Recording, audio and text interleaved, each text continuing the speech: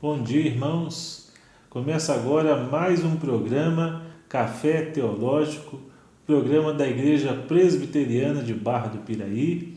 E hoje nós temos como convidado o reverendo Ramon, lá da primeira Igreja Presbiteriana de Lavras. Ele vai se apresentar daqui a pouco. E esse estudo tem como objetivo trazer as verdades da Palavra de Deus, e especialmente da confissão de fé, que é um resumo de doutrinas da Palavra de Deus para todos nós que cremos no Senhor, cremos na Bíblia e cremos na fé confessional. Somos presbiterianos e temos a confissão de fé de Westminster como o nosso símbolo de fé. Também o breve catecismo e o catecismo maior.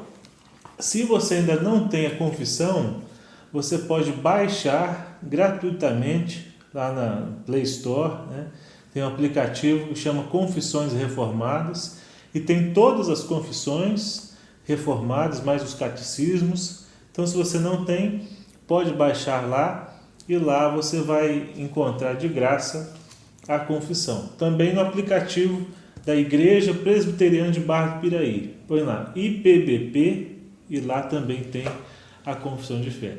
Reverendo Ramon, muito prazer, muito obrigado por ter aceitado o nosso convite.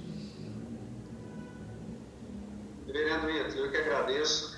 É sempre bom a gente se encontrar, mesmo que online, né? Estamos impedidos por um tempo de nos encontrarmos pessoalmente, mas me sinto muito honrado de ter sido convidado por você, né? Desde já deixo aí um abraço aos irmãos da Igreja Presbiteriana de Barra do Piraí. Estive aí, né, uns anos atrás, conheci, né, a igreja, os irmãos, então é uma alegria novamente poder, de certa forma, compartilhar com os irmãos a palavra do nosso Deus. Como você disse, eu sou pastor auxiliar da primeira Igreja Presbiteriana de Lavras, aqui no sul de Minas, e estou aqui, esse já é o meu 6º ano. Trabalho em 2 congregações e sempre aparece alguma coisa também na sede, né, para a gente fazer algum estudo, acompanhar alguma atividade da igreja, e estamos aí, né, com a graça de Deus. Mas desde já eu agradeço aí o convite, a confiança, né, principalmente no assunto de Deus, né. E manda um abraço também para os irmãos aí, né? Eu também estive aí pregando no aniversário das congregações, né? Então que Deus abençoe os irmãos muito queridos. Hoje o nosso texto básico é Efésios capítulo 1, do versículo 3 até o 14. Então você que está nos acompanhando, abra aí sua Bíblia em Efésios 1, do versículo 3 até o 14, e diz assim: Bendito o Deus e Pai de nosso Senhor Jesus Cristo, que nos tem abençoado com toda sorte de bênção espiritual nas regiões celestiais em Cristo, assim como nos escolheu nele antes da fundação do mundo, para sermos santos e irrepreensíveis perante ele, e em amor nos predestinou para ele, para a adoção de filhos, por meio de Jesus Cristo, segundo o beneplácito de sua vontade, para louvor da glória de sua graça, que ele nos concedeu gratuitamente no amado, no qual temos a redenção pelo seu sangue, a remissão dos pecados, segundo a riqueza da sua graça, que Deus derramou abundantemente sobre nós em toda sabedoria e prudência, desvendando-nos o mistério da sua vontade, segundo o seu beneplácito que propusera em Cristo, de fazer convergir nele, na dispensação da plenitude dos tempos, todas as coisas, tanto as do céu como as da terra, nele, digo, no qual fomos também feitos herança, predestinados segundo o propósito daquele que faz todas as coisas conforme o conselho da sua vontade, a fim de sermos, para louvor da sua glória, nós os que de antemão esperamos em Cristo, em quem também vós, depois que ouvistes a palavra da verdade, o evangelho da vossa salvação, tendo nele também crido, fostes selados com o Santo Espírito da promessa, o qual é o penhor da nossa herança, até o resgate da sua propriedade, em louvor da sua glória.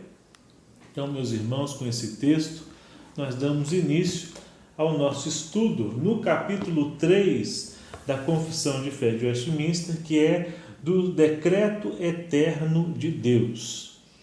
Então, abra aí a sua confissão, capítulo 3, na seção 1, nós lemos o seguinte. O reverendo Ramon vai nos ajudar hoje. Desde toda a eternidade e pelo sapientíssimo e santíssimo conselho de sua própria vontade, Deus ordenou livre e imutavelmente tudo quanto acontece. Então, pensando nessa parte aqui, reverendo Ramon, Deus tem um plano para a nossa vida? Com toda certeza, né? O que esse capítulo da nossa Confissão de Fé nos ensina é que nós não apenas servimos a um Deus eterno, um Deus grandioso, um Deus bondoso, mas nos ensina que esse Deus poderoso é o Deus que escreve a história. Então, todas as coisas, todos os acontecimentos que nos cercam são regidos por Deus. E dentro dessa história escrita pelo próprio Deus, Deus tem sim um propósito bendito para nós. E é interessante, reverendo, a gente pensar sobre isso. Nós podemos pensar nesse propósito de Deus para a nossa vida de duas perspectivas. Primeiro, o propósito que Deus tem para todos. A Bíblia tem um grande objetivo de nos apresentar Cristo. De Gênesis a Apocalipse, a Bíblia nos apresenta o Salvador. Então, dentro dessa história da redenção, o Senhor tem esse plano redentivo para o homem, de conhecer a Cristo como seu único e suficiente Salvador. Cristo disse isso em vários momentos, né, do seu ministério, que ele veio buscar o perdido, ele veio buscar o que se arrepender dos seus pecados. Então, esse é o grande plano redentivo que Deus tem para todos nós, né? Que conheçamos o seu Filho como o único e suficiente Salvador. E conheçamos, né, e tenhamos a vida eterna por meio de Cristo. Mas e para nós que já conhecemos Cristo como nosso único e suficiente Salvador, né? Qual que é o plano? Então, o plano de Deus termina quando nós encontramos Cristo, né? De forma alguma. Deus quer que vivamos para a sua glória. Como o próprio texto aqui de Efésios 1 disse, né? Que o Senhor nos escolheu nele antes da fundação do mundo, né? Para sermos santos e irrepreensíveis perante ele. Então, o convertido a Cristo, dentro desse plano que Deus tem para a nossa vida, quer que o glorifiquemos em tudo aquilo que venhamos a fazer. Que a nossa vida seja santa, que a nossa vida seja, né, um baluarte da verdade, da justiça. Então, quem tem um grande propósito de vida é o cristão. Nós não podemos ter outro propósito para a nossa vida a não ser esse propósito revelado nas Escrituras. Deus tem, de fato, um plano para a nossa vida, para que vivamos para Ele, para a glória dele. E isso nós fazemos através da obediência, né, da sua palavra. Quanto mais conhecemos a Cristo pela palavra, mais a nossa vida tem sentido. E aí, pensando nesse plano de Deus, então, que determina todas as coisas, quer dizer que o coronavírus faz parte desses planos de Deus? Graças a Deus que cremos assim. Imagina se não fizesse. Essa que é a grande questão, né? Quando nós pensamos sobre o plano decretivo de Deus, né? Deus tendo todas as coisas já decretadas dentro da sua sabedoria, do seu conhecimento, né? Dentro do seu poder, o nosso coração encontra paz. Difícil seria se nós vivêssemos e servíssemos a um Deus que não tem todas as coisas no seu controle, né? Então, essa pandemia não pegou Deus de surpresa, pelo contrário, ela possui um propósito bendito.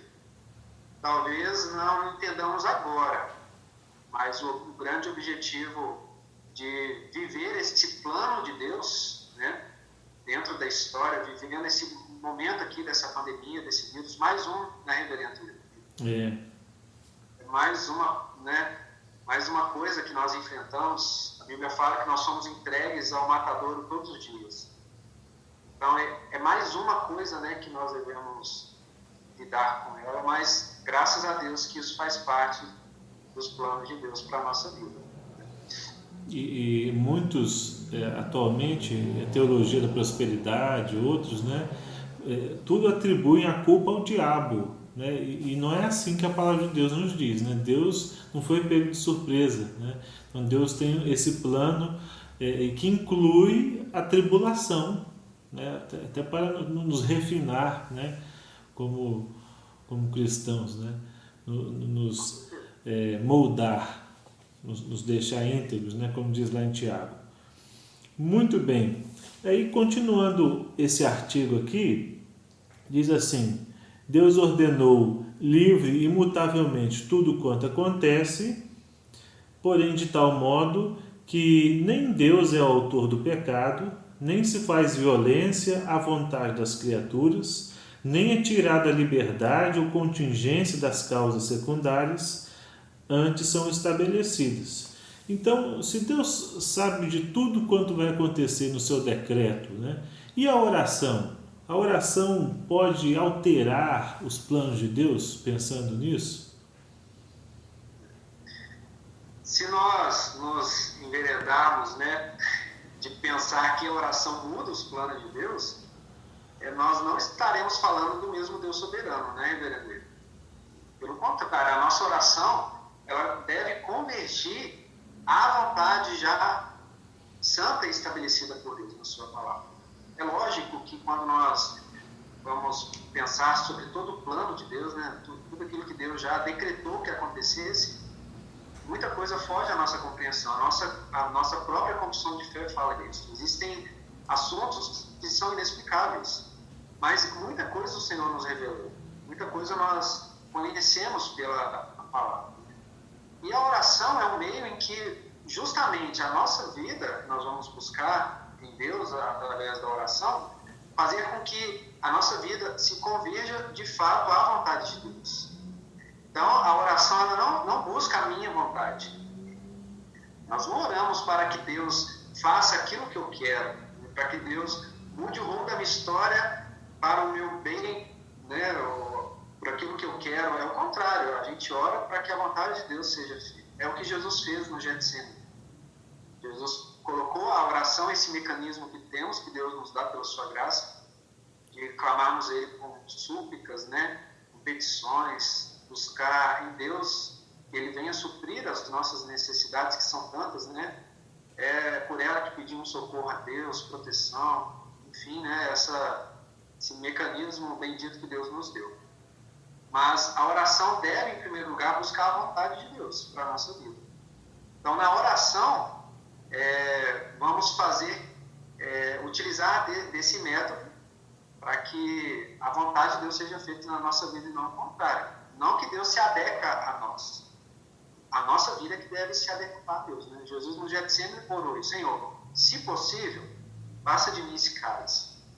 Ele, enquanto o homem estava sofrendo naquele momento ali, ele coloca diante de Deus o aliviasse, mas em nenhum momento ele buscou sua vontade, mas que seja feita a tua vontade. Então, a oração não muda os planos de Deus. Uhum.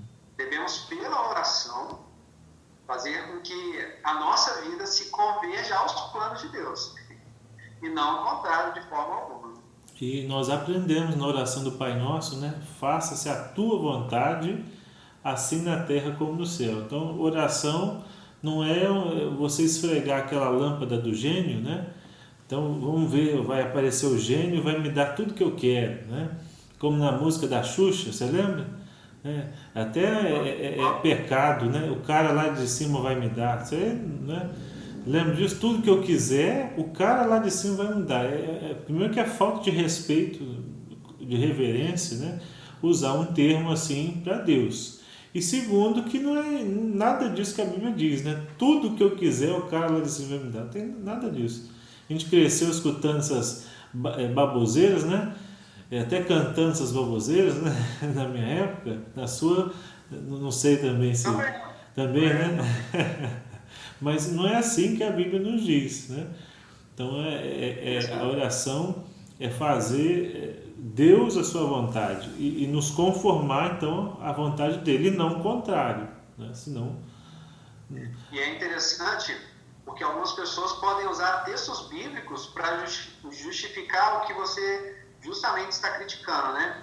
Mas e quando Jesus disse, tudo quanto pedides em meu nome, isso farei?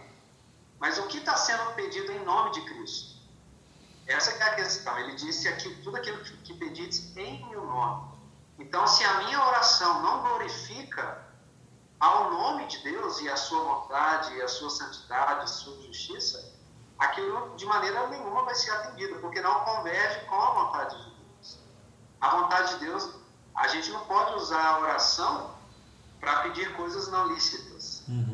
Deus jamais... Isso é uma contradição. Como que a gente vai pedir a Deus algo que ele jamais, que ele está impedido de fazer?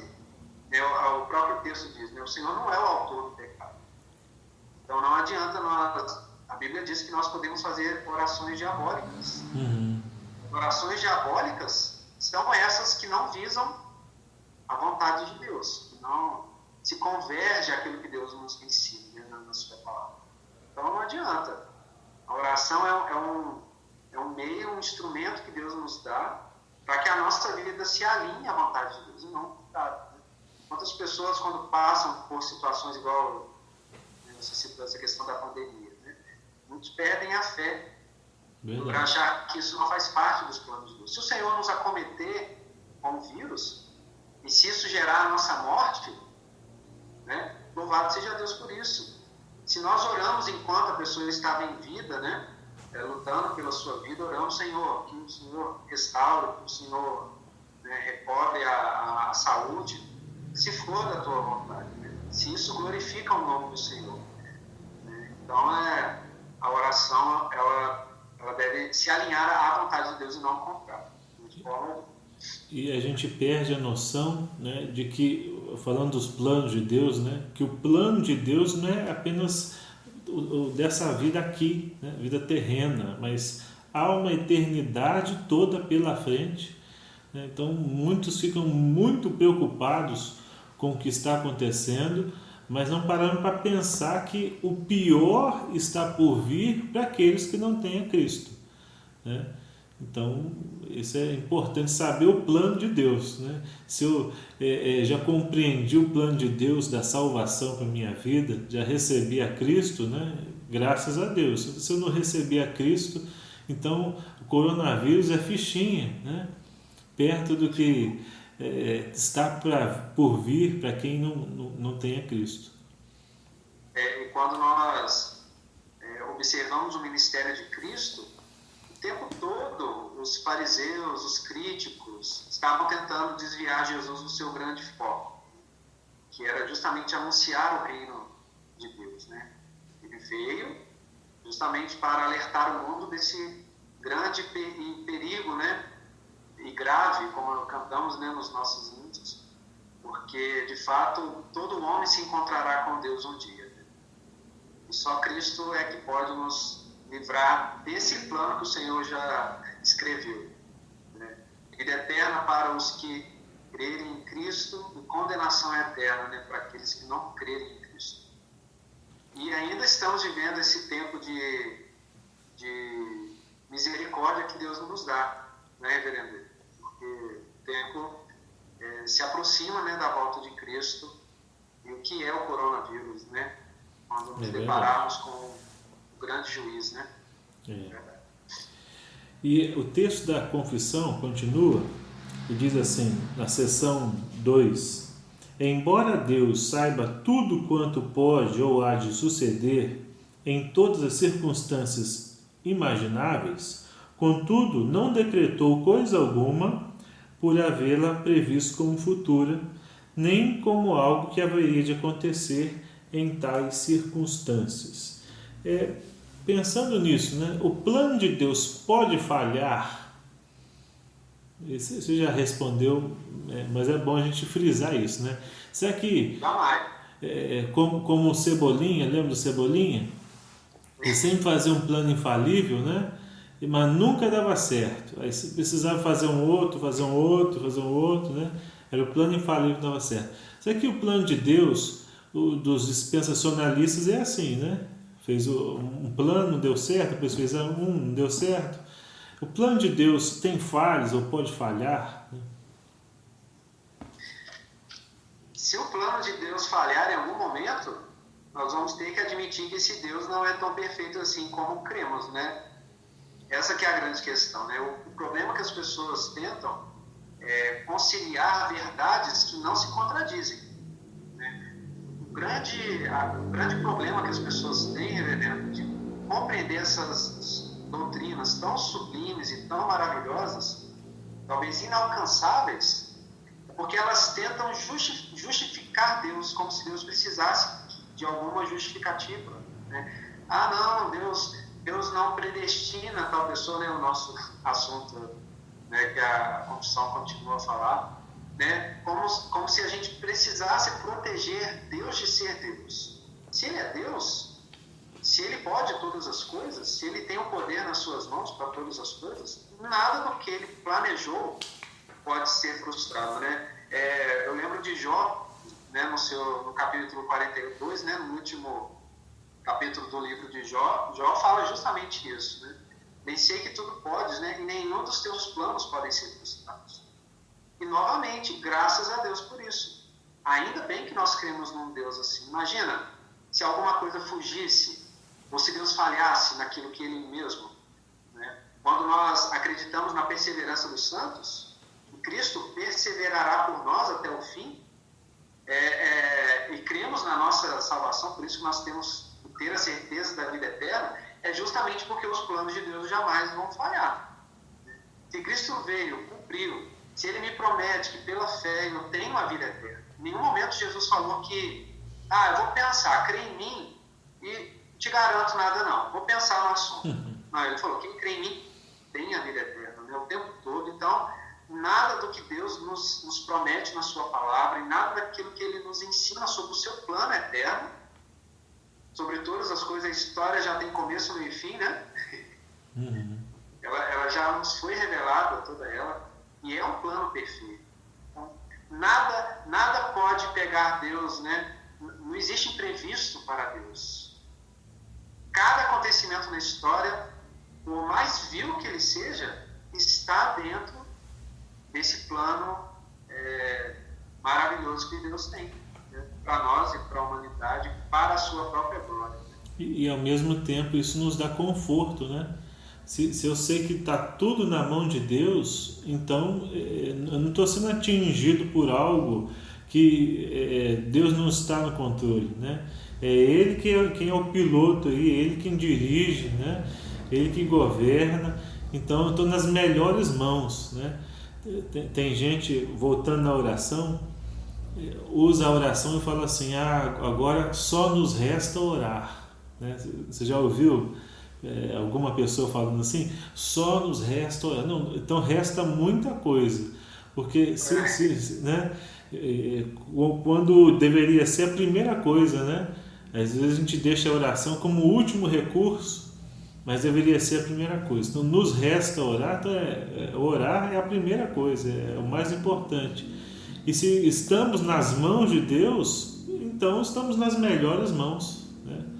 Porque muitos podem pensar, né, nesse período que estamos vivendo, ainda bem que eu tenho um plano de saúde, ainda bem que meu médico é infectologista, ou ainda bem que eu tenho um amigo infectologista. Mais importante é saber que nas mãos de quem nós estamos, né?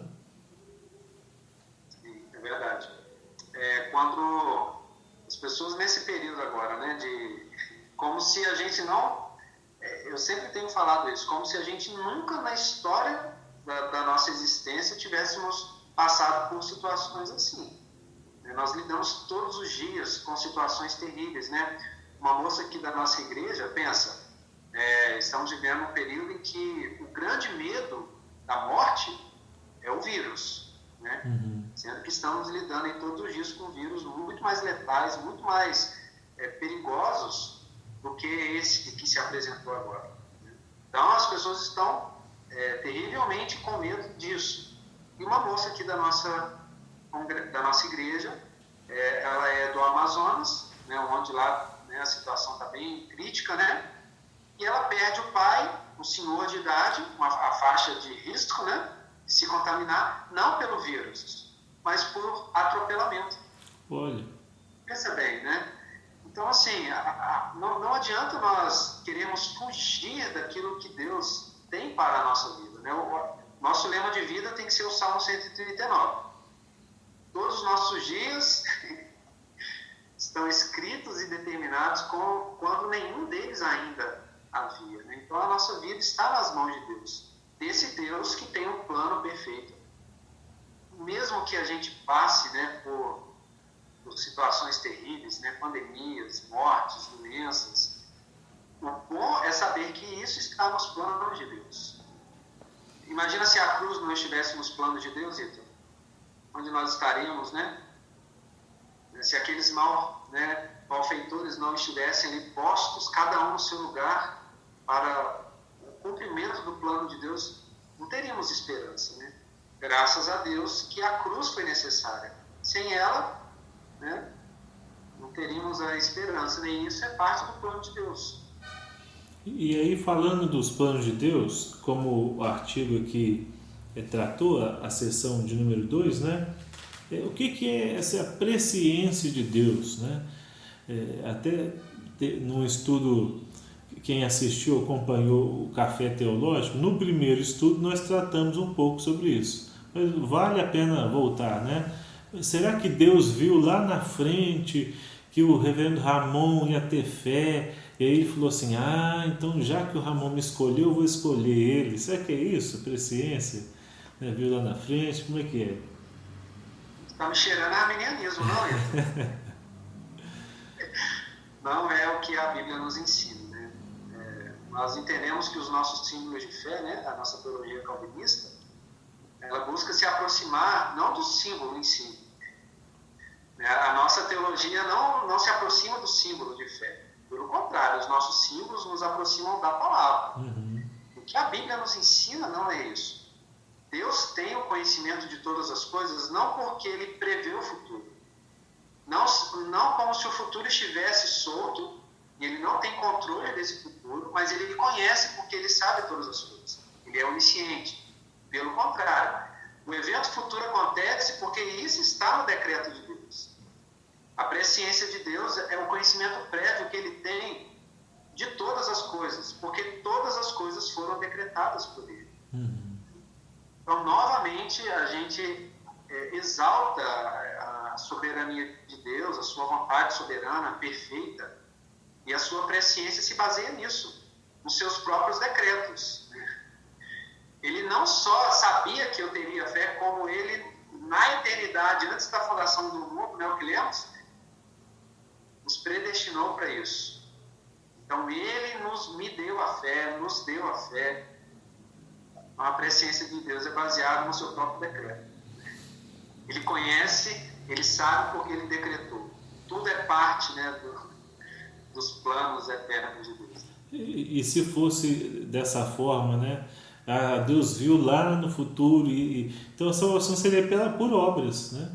Por mérito, e é pela graça, né? Não é por obras. Senão alguém poderia se vangloriar, né? Falar, tá vendo? Deus viu que eu ia ser bom mesmo, e aí me escolheu. Então, isso tira todo o mérito humano, né? A gente pode fazer uma pergunta para as pessoas. Você confiaria em um Deus em que não tem o conhecimento, não apenas de conhecer, de saber todas as coisas, mas você quer servir um Deus que apenas tem o poder de prever, mas Ele não tem o poder do controle? Essa que é a questão, né?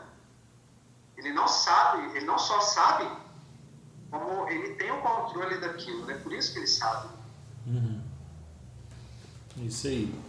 E aí, na seção 3, continuando esse assunto, nós lemos assim: pelo decreto de Deus e para a manifestação de sua glória, alguns homens e anjos são predestinados para a vida eterna e outros são preordenados para a morte eterna.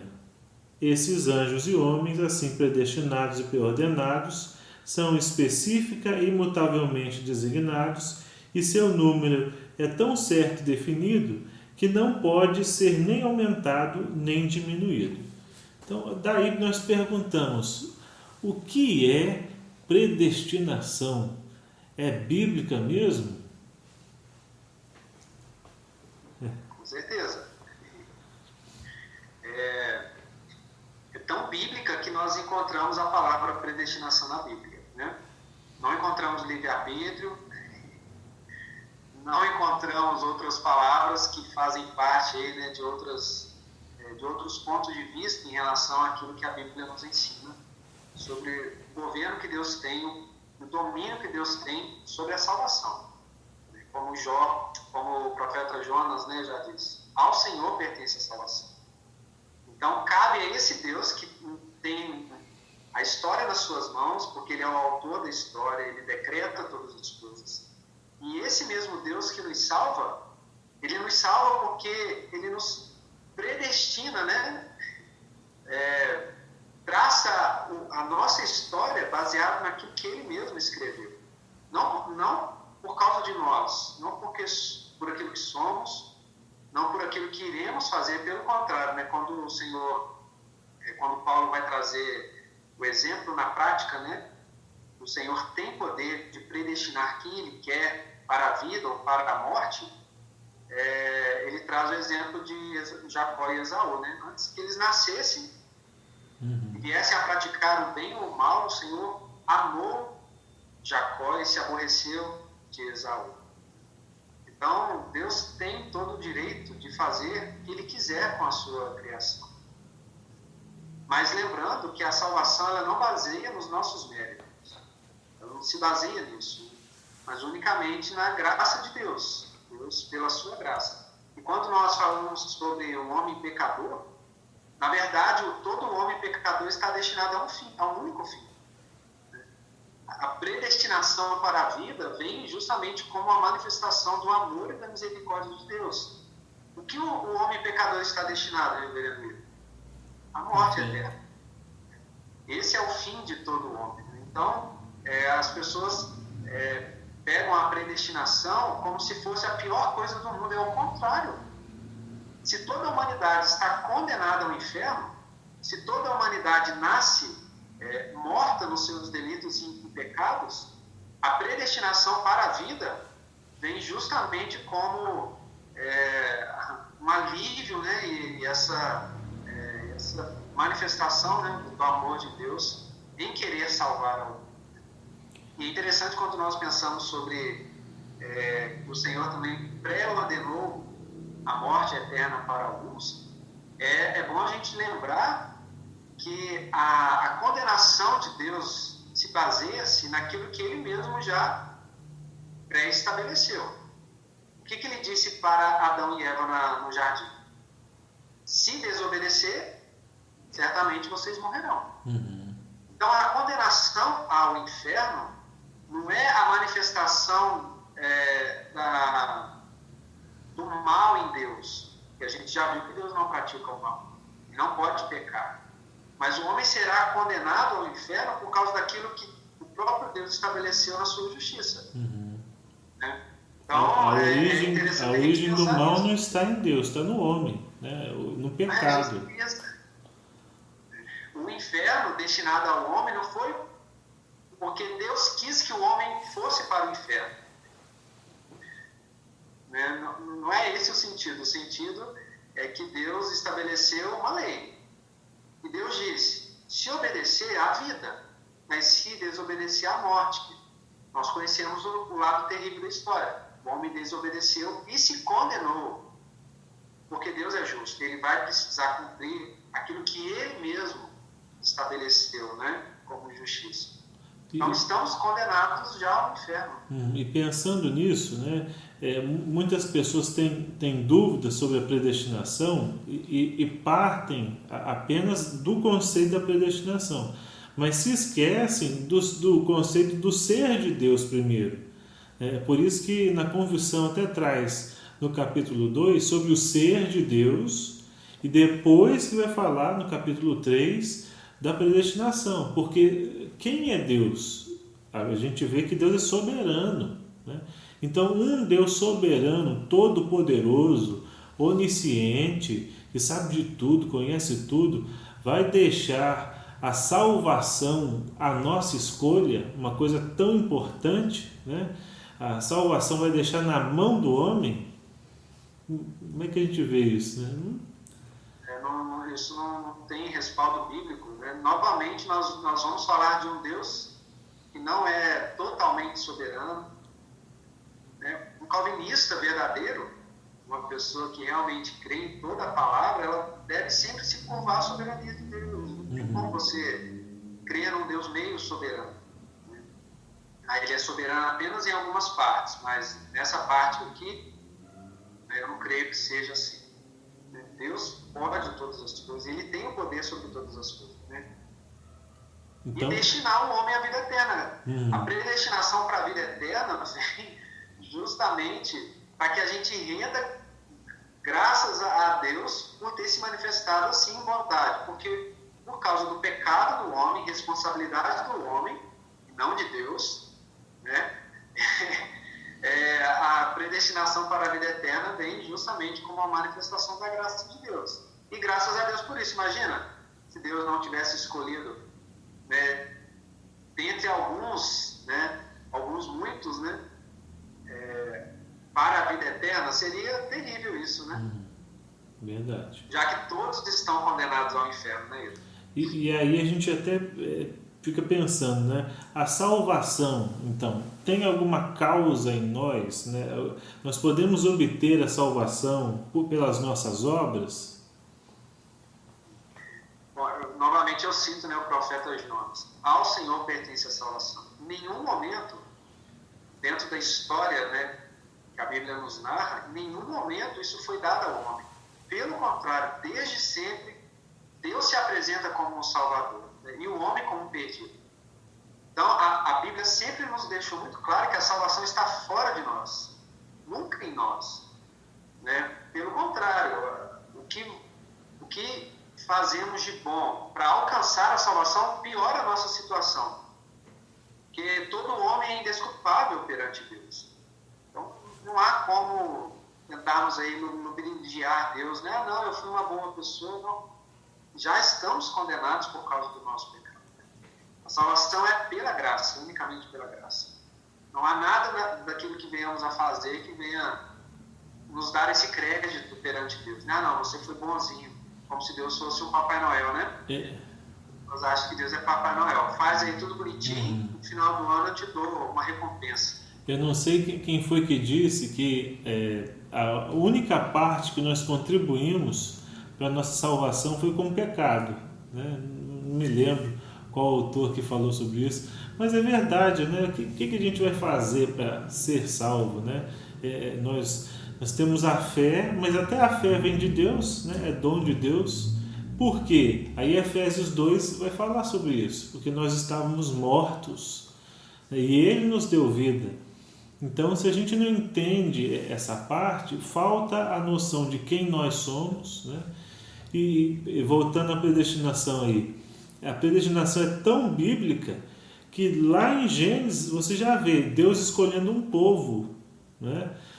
Por que Deus preferiu Abel e não Caim, né? Deus escolheu Sete, Abraão, Isaac, Jacó. Então, José, para salvar a sua família ali, e depois Judá, quer dizer, Deus escolhendo o seu povo sempre. Então, você acompanha a história do Antigo Testamento, a gente vai vendo a mão de Deus direcionando um povo. Quer dizer, Deus tem aliança com o seu povo. Então, não tem como fugir disso, né? É mesmo a nossa resposta a Deus, ao seu chamado eterno, já que Ele nos predestina, né, para a salvação, até a nossa resposta ao chamado de Deus, é movido pelo Espírito Santo, porque nós não teríamos condições, já que estamos mortos em delitos e pecados. Então Deus precisou, pela predestinação, justamente separar esse povo, porque caso contrário, o pecado já posto na nossa vida, em que momento que nós nos voltaríamos para Deus? Em nenhum momento. A predestinação vem justamente para que isso se cumpra, né? Para que o homem pecador se volte a Deus. E ele não tem escolha em relação a isso. Graças a Deus. E os que serão condenados ao inferno já estão condenados. Sim. Essa que é a questão. A humanidade nasce condenada. Nada vai ser mudado em relação a isso. Né? Porque o homem fez uma escolha em Adão. E ele já se condenou. Eu já vi uma frase do John MacArthur, é a seguinte: se você pudesse perder a sua salvação, você perderia. Né? E é verdade. Né? Muitas coisas a gente já nota que a gente não tem perseverança em nós mesmos, né? Na salvação nós vamos ter. Então é só Deus. Então, a gente entende que é só Deus, é só a graça, né? E uma coisa que eu gosto de lembrar para quem está nos assistindo é que João Calvino escreve mais sobre oração nas Institutas do que sobre predestinação. Então vai ver o trecho que ele fala sobre predestinação, sobre soberania, é pequeno, é considerável, mas é pequeno. Agora vai ver o trecho que ele escreve sobre oração, muito maior. Então falta no homem humildade para saber quem é Deus, né? Falta no homem orar para que Deus faça a sua vontade, porque está revelado na Bíblia.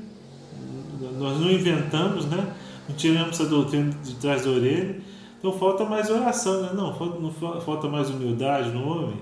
Aquele que fala, não concordo. Não concordo por quê? Então não concordo com Deus, né? A grande dificuldade que as pessoas têm de lidar com temas bíblicos, vamos sempre lembrar disso. A predestinação é um tema bíblico.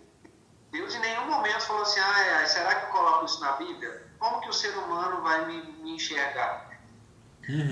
Deus não precisa disso. Ele se revela assim. Né? Então as pessoas que têm dificuldade de lidar com doutrinas assim tão profundas, tão complexas, tão grandiosas, sublimes, é porque essas pessoas não estão inteiramente submissas ao governo de Deus. Na verdade, elas precisam conhecer primeiro quem Deus é. Então, conhecendo quem Deus é, automaticamente conheceremos quem somos. Porque não somos nada em relação a esse Deus, né? Então, as pessoas precisam ser mais humildes com você mesmo quanto o outro, né? E se curvar mais, né? Quando Lutero falava sobre a predestinação e as pessoas vinham, né, com seus achismos, né? O ser humano tentando ocupar sempre o lugar de Deus, né? O ser humano sempre tem um pensamento maior, mais bonito, mais importante, é sempre assim, né? E Lutero dizia, né? Deixe Deus ser Deus. Simplesmente isso, né? É isso aí. E aí o texto da confissão fala sobre isso, continua dizendo assim na seção 5, aqueles dentre a humanidade que são predestinados para a vida, Deus, antes que fossem lançados os fundamentos do mundo, segundo o seu eterno e imutável propósito e o secreto conselho e beneplácito de sua vontade, escolheu em Cristo para a glória eterna, de mera e livre graça e amor, sem qualquer previsão de fé ou de boas obras, ou de perseverança em qualquer um deles, ou qualquer outra coisa na criatura, como condições ou causas que a isso o movessem, e tudo para o louvor de sua gloriosa graça. E aí, falando nisso, na predestinação, na eleição, Deus seria injusto escolhendo uns e não escolhendo outros? Como é que a gente responde essa indagação, né, que a gente escuta tanto? Novamente, a gente tem que voltar naquele mesmo ponto. A gente tem que partir do princípio da revelação bíblica. O que a Bíblia, logo no início, já nos mostra? Que a humanidade está condenada ao inferno.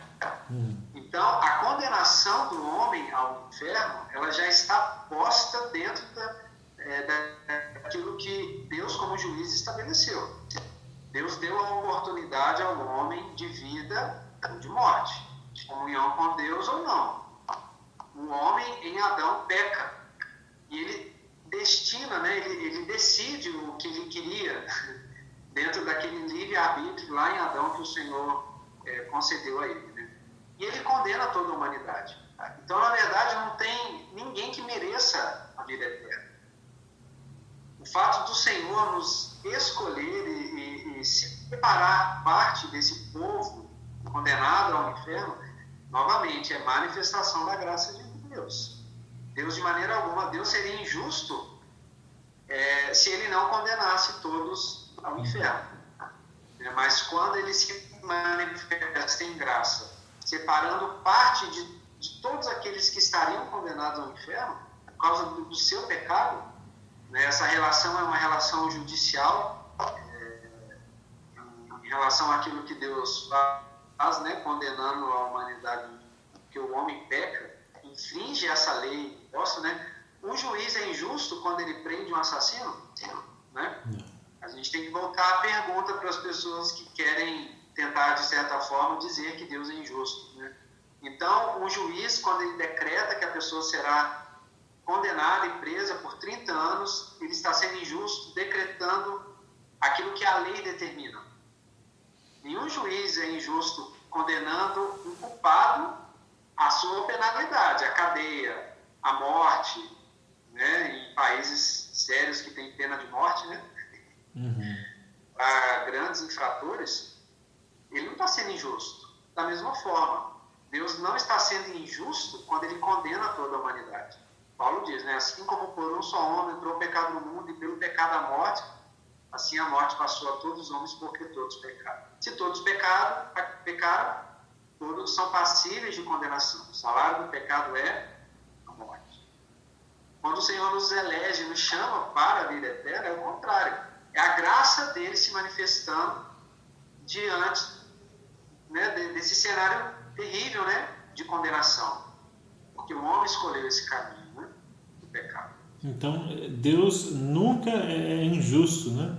Ele é justo e misericordioso. É justo por deixar na condenação quem merece, né? E misericordioso porque, ao invés de ele dar o que a pessoa merece, ele salva, né? Então, a injustiça, não. A gente só vê justiça e misericórdia. Injustiça, nunca. Né? Aí, quem faz essa pergunta, mais uma vez, a gente volta no capítulo 2. Você tem que conhecer os atributos de Deus. Porque se Deus é santo, ele não pode pecar. Se ele é justo, ele não pode ser injusto. Então, Deus não pode se contrariar, né, os seus atributos. Então, como é que vou falar que Deus é injusto? Não, ele é justo, nós já sabemos que ele é justo. E misericordioso. Injusto, nunca. Quem é injusto é o homem. É interessante que Deus é justo e ele condenou toda a humanidade à morte.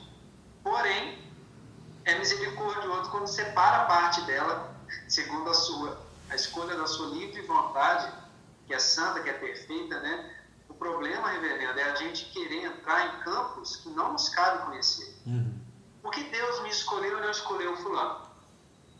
Aí já entra num campo que não nos compete. A Bíblia não nos mostra os critérios que Deus usou. Né? E eu sei que não teve critério nenhum em relação à minha vida. No sentido assim, né, de existir alguma coisa em mim que pudesse mover o coração de Deus. Pelo contrário, né? E aí, então a gente tem que entender isso. É isso mesmo. E aí o texto da confissão fala sobre isso na seção 6, né? Visto que Deus designou os eleitos para a glória, assim ele, pelo eterno e muito livre propósito de sua vontade, preordenou todos os meios para se alcançar esse propósito. Por conseguinte, aqueles que são eleitos, achando-se caídos em Adão, são redimidos por Cristo, são eficazmente chamados à fé em Cristo, mediante seu Espírito, que opera no devido tempo, são justificados, adotados e santificados e guardados por seu poder mediante a fé para a salvação. Nenhum outro é redimido, eficazmente chamado, justificado, adotado, santificado e salvo por Cristo, senão unicamente os eleitos. Então é muita bênção, né? Olha, é uma lista aqui de bênçãos da salvação, que esse plano é maravilhoso. Então não há porquê as pessoas olharem para essa doutrina com um olhar de preocupação, né? ou como se fosse uma doutrina que afasta as pessoas do calvinismo, do evangelho verdadeiro, né? Porque é muita bênção. Deus preordenou todas as coisas para que a salvação acontecesse, né? Acontecesse a um povo rebelde. A gente nunca lembra, porque quando falamos de alguém que é salvo pelo Evangelho, é como se o passado criminoso de pecador fosse apagado. Né? Como se em algum momento aquela pessoa merecesse aquilo. Não. Pelo contrário, né? A Bíblia fala que fomos transportados no império das trevas, né? Lá em Paulo escrevendo aos Colossenses. Então, quando nós vemos o que a Bíblia nos fala sobre o plano eterno de Deus em relação aos eleitos, é maravilhoso, porque nós temos a chance de sermos salvos, porque Deus se manifesta em misericórdia. Como a confissão diz, Deus ainda em Cristo providencia todos os meios, a fé, o arrependimento, né? A adoção, a santificação, né? A crucificação de Cristo ali na cruz, né? Então é maravilhoso demais saber que existe um povo eleito. Né? Triste seria se não existisse essa doutrina, porque nós não teríamos garantia de nada. Né? E outra coisa, quando nós sabemos que existe um povo eleito, isso deve nos mover a evangelizar a cada dia mais, porque existe um povo separado por Deus, que é seu, só que existe um meio ordenado. Eles ouvirão a voz, né, o que Jesus disse, né? As ovelhas ouvem a minha voz e a conhecem. Então, como ouvirão a voz do bom pastor se nós não pregarmos a sua palavra, o seu chamado, né? Vinde a mim. Então, o povo de Deus está aí separado. Ele precisa ser salvo. E como ele vai ser salvo? Através da pregação do Evangelho. E nós somos esse instrumento de Deus, né? A igreja. Nosso testemunho, a nossa pregação, a nossa vida. Então nós devemos viver também pensando nisso, né? É um grande motivador para a igreja evangelizar. Saber que existe um povo ali separado e eleito por Deus. Maravilha eterna. Isso aí é bom a gente pensar, porque quem não tem essa doutrina, não pensa assim, né, pode então evangelizar as pessoas e também pode ser que ninguém aceite, né? Então não tem garantia nenhuma, né? Além de dar o papel do Espírito Santo para a pessoa. Se a pessoa pode convencer alguém, né? Imagine que sofrimento seria pensar que a conversão de alguém depende dos nossos argumentos. A gente ia tentar, não, vamos tentar para que a pessoa levante a mão ali e venha na frente, ou então fala que aceitou, porque assim, se ela tomar o primeiro passo, né, se ela aceitar, joga Jesus para cima, né, quem quer Jesus, alguém que segurar aí, então você tira totalmente o mérito do Espírito Santo, né? Pensar assim é injustiça. Quando que nós teremos poder de convencer alguém em alguma coisa? Pelo contrário, né? Existe uma obra realizada pelo Espírito de Deus, que é Deus, que só Ele pode convencer o ser humano, né? Pecador.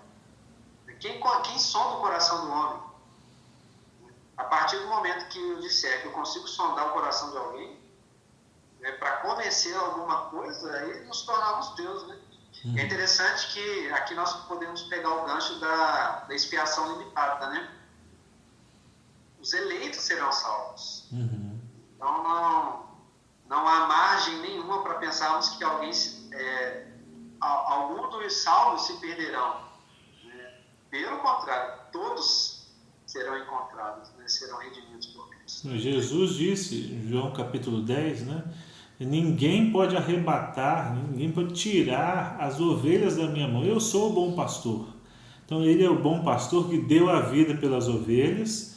E ninguém, nenhuma ovelha pode falar assim também, né? Ah, não quero não, obrigado.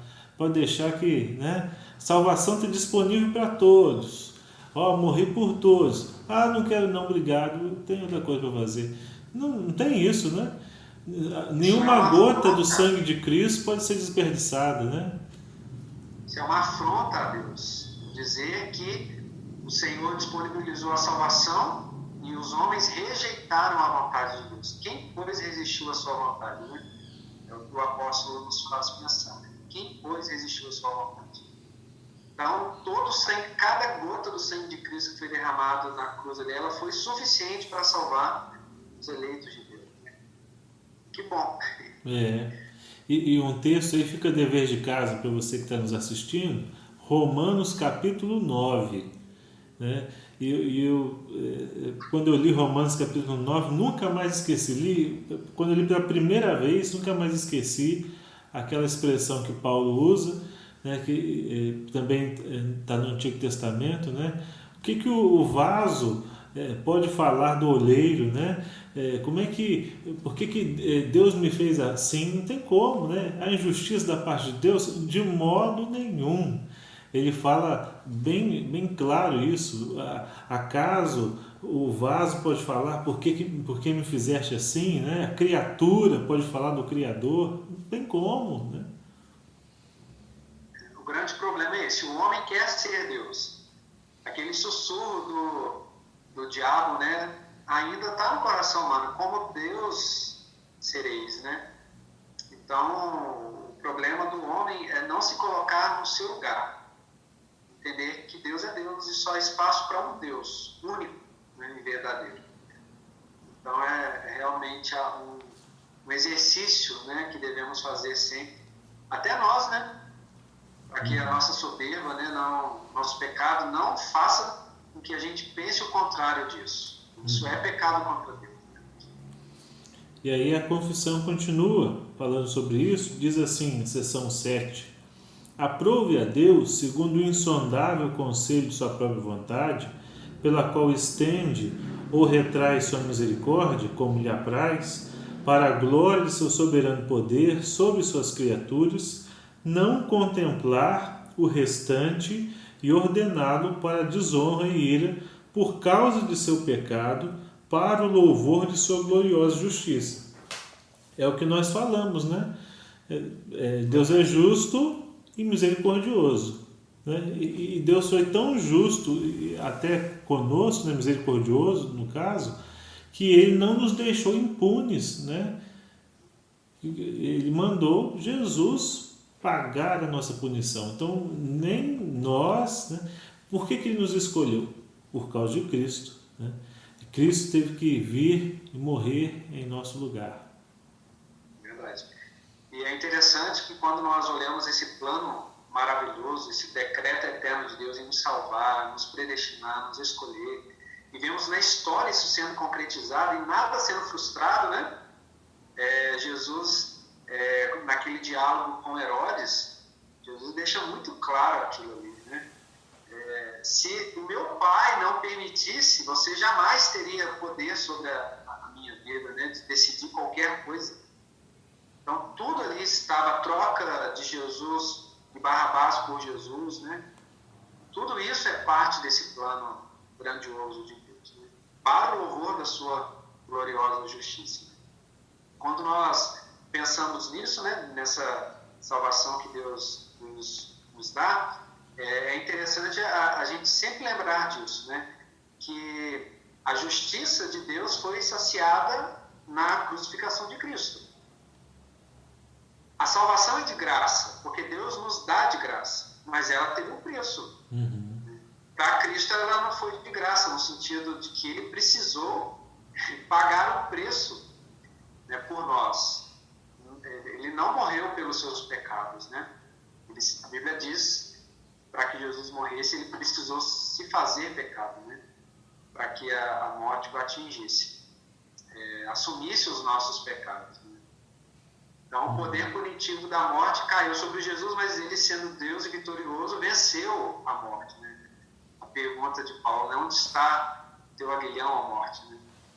Então, é muito bom saber disso, né? Verdade. E aqui a confissão continua, no ponto 8, fala assim: a doutrina deste profundo mistério de predestinação deve ser tratada com especial prudência e cuidado, a fim de que os homens, atentando para a vontade de Deus, revelada em sua palavra, e rendendo-lhe obediência, possam, à luz da certeza de sua vocação eficaz, assegurar-se de sua eterna eleição. E assim, a todos quantos sinceramente obedecem ao Evangelho, esta doutrina fornecerá motivo de louvor, reverência e admiração a Deus, bem como de humildade, diligência e abundante consolação. Então, como a gente recebe essa doutrina, segundo o que nós aprendemos aqui? Primeiro, com muito cuidado, né? Devemos sempre tratar esses assuntos misteriosos, né? A confissão de fé é muito feliz de tratar sobre os mistérios que não nos cabe conhecer. O Deuteronômio 29, né? E nos cabe conhecer, o Senhor já revelou. E mesmo que o Senhor tenha nos revelado que Ele predestina as pessoas à vida eterna e tem um decreto que não falha, e todas as coisas acontecem, estão sob o governo de Deus, sobre o querer de Deus, não só pelo governo, mas pelo querer de Deus também, a gente sempre precisa receber isso com muita submissão, obediência e humildade, né? Sabendo que isso parte do plano de um Deus eterno, santo, perfeito, né, que não tem variação de mudança, ele é perfeito em tudo que ele faz. Então nós devemos receber com muita diligência, mas ao mesmo tempo com muita prudência, né, de tratar desses assuntos com todo o devido respeito e sempre engrandecendo o nome de Deus e nos diminuindo em relação àquilo que Deus é, mas também com muita gratidão a Deus por isso, né? Porque é realmente reconfortante saber que nós conhecemos um Deus assim, que nós servimos a um Deus assim. Caso contrário, seríamos os mais infelizes, né? Se Deus não fosse assim, né? Não teríamos convicção nem certeza de nada, estaríamos à deriva, estaríamos nas mãos dos homens, estaríamos largados à nossa própria sorte. Deus não nos fez assim, né? Pelo contrário, todos fazem parte do plano de Deus. Essa doutrina, muitas pessoas ficam admiradas, né? Mas é o que nós falamos, falta oração, né? Falta oração. Então tá em dúvida, ore mais, né? Se humilhe mais. Aí, entenda primeiro quem é Deus e quem é você. E aí não tem o que fazer. Nós aceitamos porque é bíblica, porque a Bíblia nos diz, e assim como nós lemos aqui, com humildade nós recebemos, né? E isso nos mostra como que nada veio de nós. Então não é motivo para a gente bater no peito e falar assim: olha, tá vendo quem eu sou, né? Pelo contrário, é motivo para a gente se humilhar e falar: Deus teve misericórdia de mim, né? Porque o que eu merecia era o contrário, e o que eu recebi, olha tudo que eu estou recebendo, né? A nossa postura diante disso nunca deve ser esse tipo de comportamento, né? De altivez, é o contrário, né? Conhecendo quem somos, né? E conhecendo a graça de Deus, não tem como termos outro tipo de sentimento, né? É o que você está falando, né? Leia mais a Bíblia, porque aí você vai se conhecer, né? Tiago diz que a Bíblia é o grande espelho que revela quem somos de verdade, né? Então, quanto mais eu conheço aquilo que eu sou perante a Bíblia, mais eu rendo graças a Deus e louvor àquilo que Ele é. E nada do que eu sou muda a Deus. As minhas ações, né, pelo contrário, é Deus que nos dirige e molda, né, a nossa vida. E graças a Deus por isso. Caso contrário, não haveria esperança, né? Isso aí. Irmãos, nós estamos chegando ao final do nosso estudo.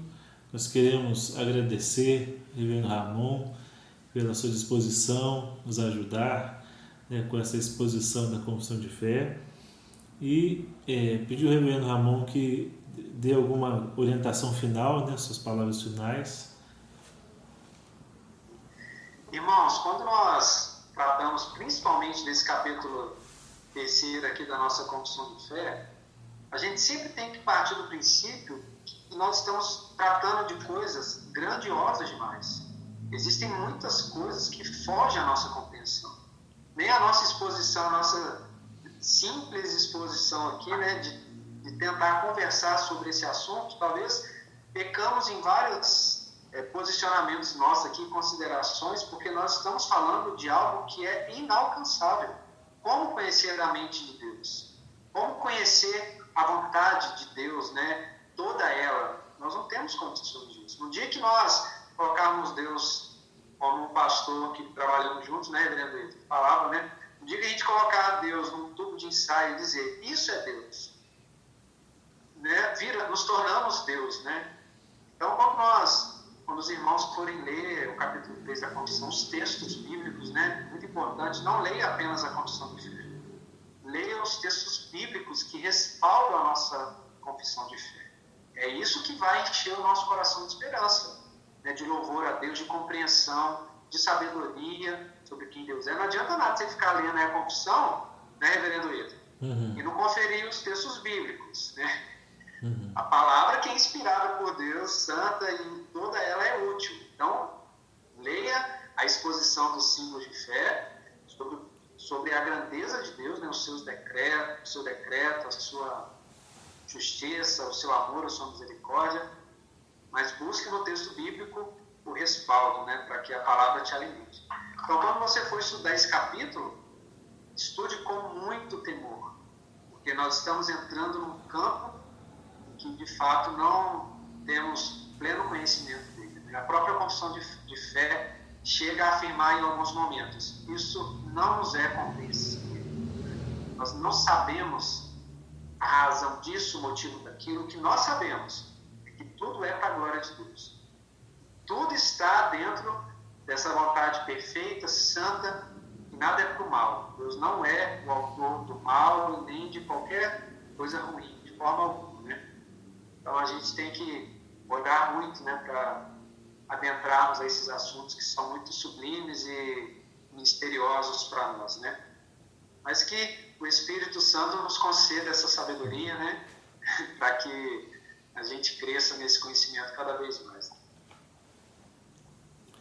O Reverendo Ramon, muito obrigado por ter nos acompanhado nessa manhã. Também quero falar para você que está nos acompanhando, olha, se inscreva no nosso canal. Ainda não se inscreveu? Se inscreva aí no nosso canal, deixe a sua curtida, o seu like, clique aí no sininho para ativar as notificações e assim receber as novidades do canal da nossa igreja. Que Deus nos abençoe.